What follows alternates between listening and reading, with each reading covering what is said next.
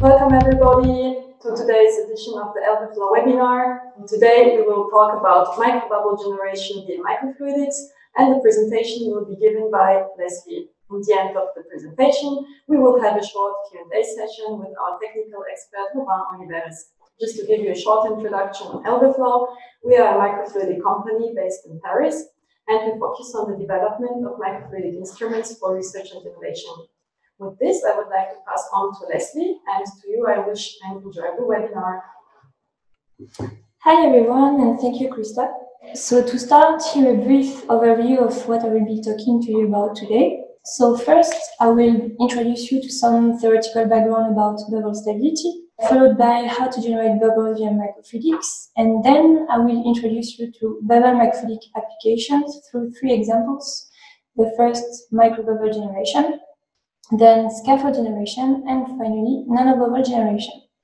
So first, what is microfluidics? Well, microfluidics is the study of fluid flow at the sub-millimeter scale. Practically speaking, a microfluidic system is composed of a micron-sized chip and a flow control pump. The flow control pump is used to flow the fluid through your micron-sized chip. So microfluidic is used both by researchers and industrials to reduce the whole lab onto a microfluidic chip. This has many advantages, from reduced volume of reagent, lower cost, and also a fine control over parameters such as the size and the shape. For more insight into microfluidics and lithography, please refer to ElbeFlow white papers about these topics. So now let me present you bubbles and foams.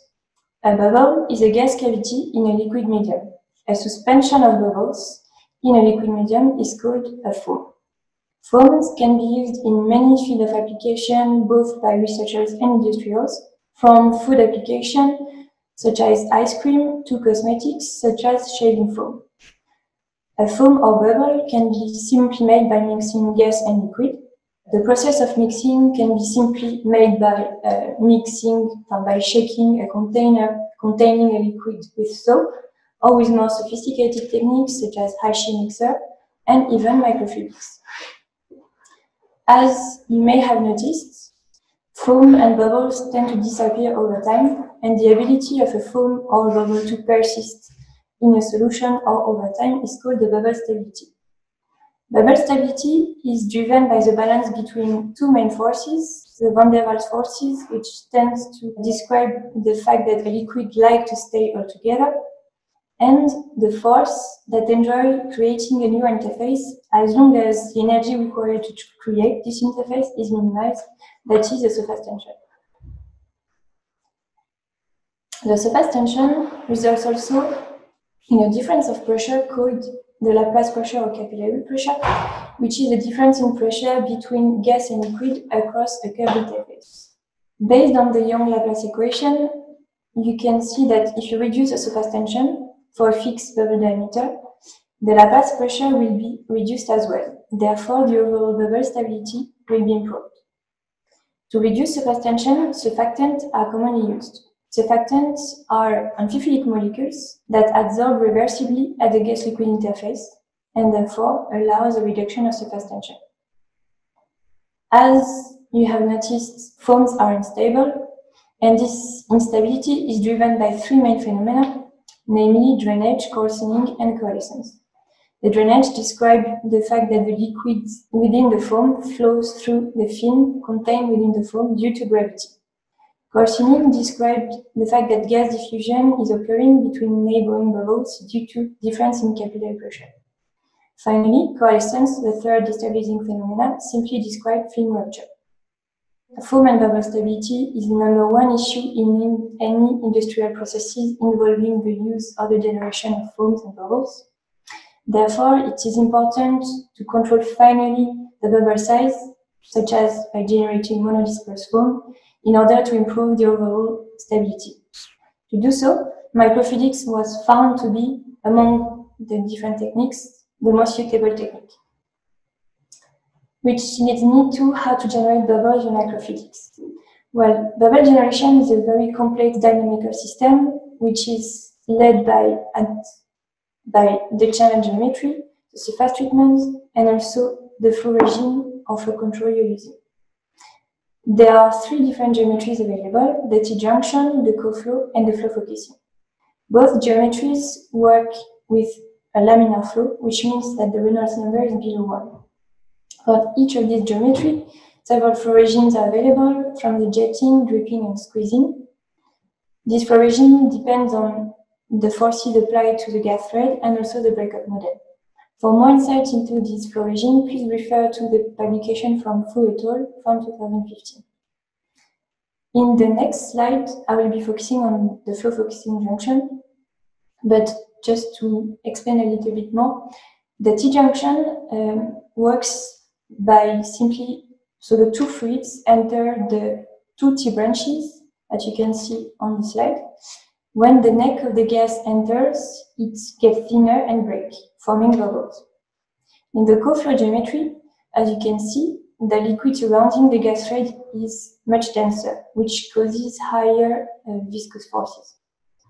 For flow focusing, two outer liquid streams enter from two outside channels and meet a central gas entering the central channel, which gets pinched off by the two liquid streams, which forms a bubble which enter a narrower orifice and therefore forms bubbles.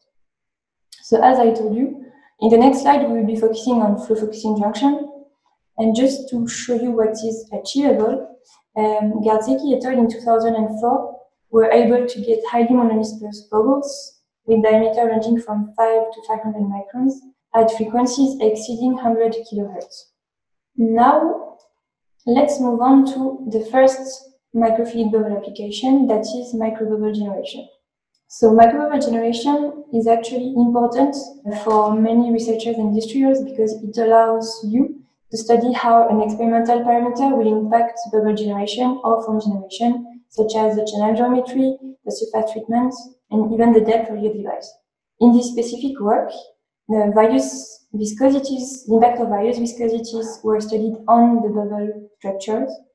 And this highlights the fact that microbubble generation can also be used to study how a single component within a formulation will impact the bubble generation and also your final product properties, such as the foam properties and the stability. So here you can see several structures were generated. And for more insight into this work, you can check the short review and the application note available on our website. To perform these various foam structures, an OP1 pressure-driven flow control was used combined with a flow focusing geometry.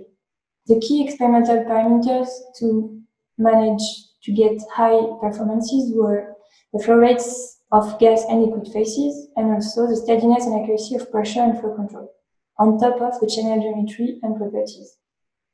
If you wish to implement microfluidic in your lab, I would recommend you to check the microfluidic starter pack by LVFlow. Now, let's move on to the second application, which is the scaffold generation. Actually, not any kind of scaffold, but the generation of a bio-based scaffold via liquid foam templating. As you can see in the graphical abstract, liquid foams, so aqueous foams, were generated by a flow focusing geometry, which was then further cross-linked on either further cross-link or freeze-dried to form solid foam. So this is based on the work of Andrieux et al. From 2017. Highly monodispersed solid foams and aqueous foam were generated. A solid foam with PDI from 2.9 to 3.5 were generated, which is highly monodispersed. For more information about the scaffold generation via liquid foam templating, please refer to the short review available on our website. And just to show you, this experimental setup was used, which was composed of a pressure-driven flow controller and a glass flow focusing geometry, which allowed to generate highly monodispersed foam at very high frequency, as you can see in this video. Now, let's move on to the final and last application, which is nanobubble generation. So bulk nanobubbles are actually highly stable bubbles present in the bulk of a solution. They present diameter below 1 micron. They exhibit Brownian motion, and they are very negatively charged. So Brownian motion is described, as you can see, in the nanosite recording of bulk nanobubbles, as you can see. These nanobubbles can be used in many fields of application, from agriculture, drug delivery, froth flotation, and cleaning of surfaces. Many techniques can be employed to generate nanobubbles, but here we will be focusing on the hydrodynamic cavitation. Here, hydrodynamic cavitation was achieved via a two-depth flow-focusing microfluidic device. So the difference in depth within the flow-focusing device allowed to create a pressure drop, which led to hydrodynamic cavitation and nanobubbles generation, as you can see in the video. So pressure-driven flow control was used as well in combination with the two-depth flow-focusing device with a steady gas pressure of 1 bar and a liquid flow rate of 90 microliter per minute in order to get this turbulent flow and a desirable hydrodynamic cavitation. So now, to conclude, I would like to stress out that microfluidics is a reliable and feasible technique to generate bubbles from the nano to the micro range. In any of these applications, the common need is to accurately control your flow rate and to choose the adequate geometry and surface treatment in order to get the desirable properties and performances, such as high throughput experiments and, in our case, highly monodispersed foams in order to get good stability. If you want to use microfluidics in your lab, you can use the LVFlow starter pack, which will allow you to implement very easily microfluidics. Here are some additional readings about microfluidics. So there are additional white papers on our website, from an introduction to lab-on-chip to an introduction to surface lithography. You can check also various application notes if you want to get more insight into the specific application. An important information, LVFlow will be present, at Virtual Microtas 2020 from October 4th to October 9th. So if you have any question about microfluidics or flow control, our technical expert will be available to answer all your questions every day during your coffee break.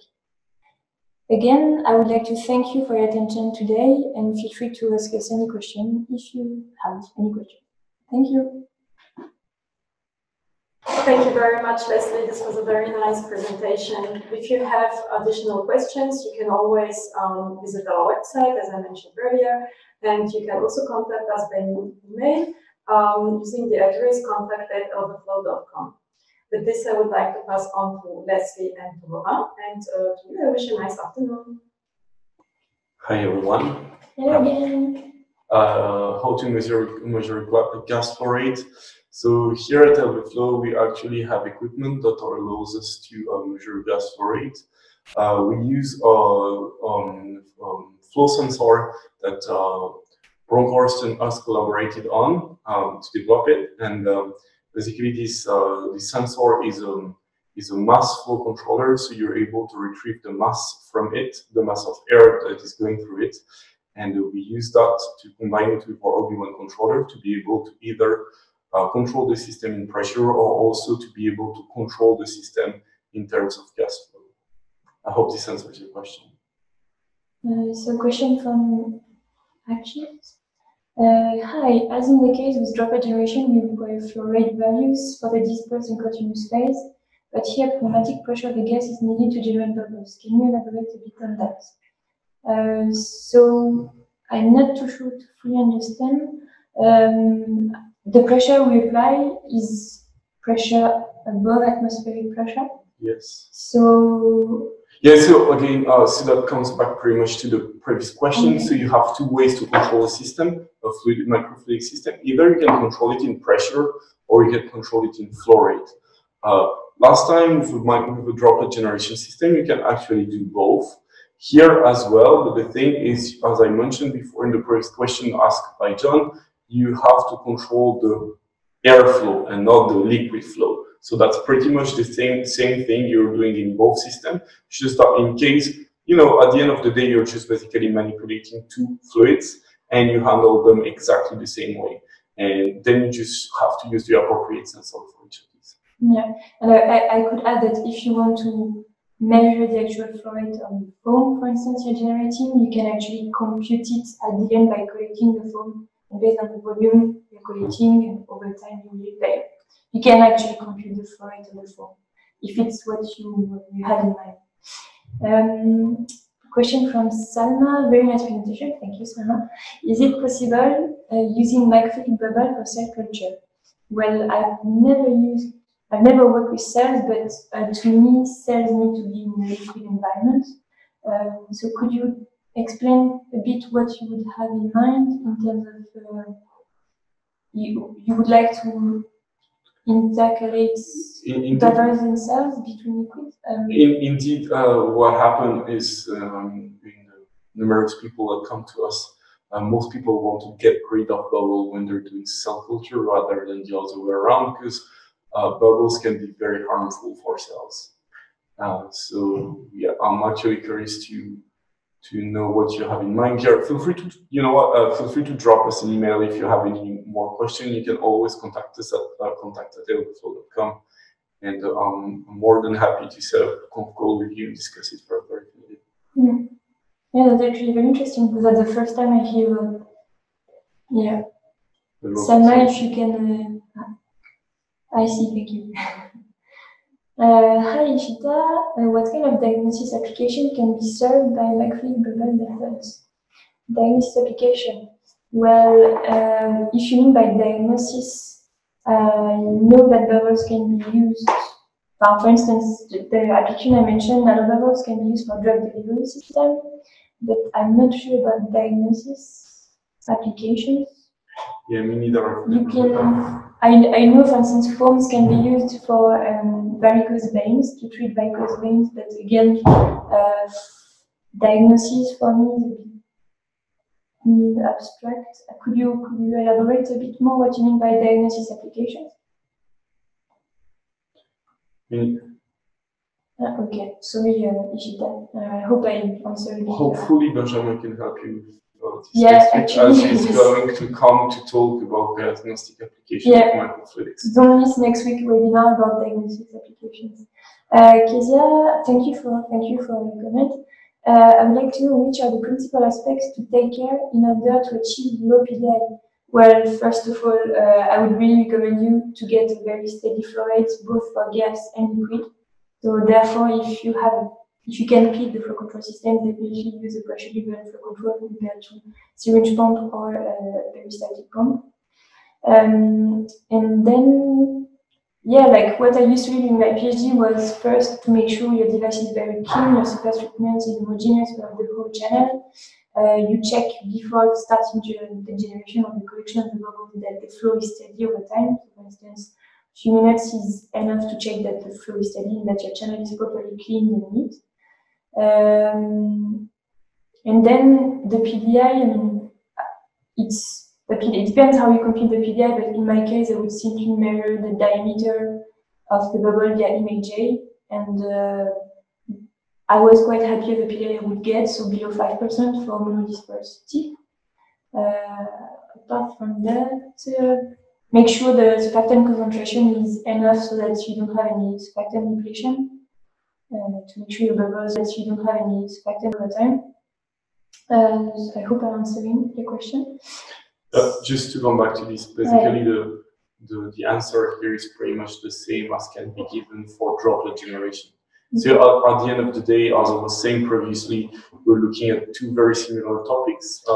We're talking about two fluids that are being put together to generate bubbles or droplets, but that's pretty much the same principle. And so the same principle can be used to improve the PDI of droplet and of bubbles. So Ishita, so you explained, can microfluidic bubble method be used for diagnosis of any kind of disease?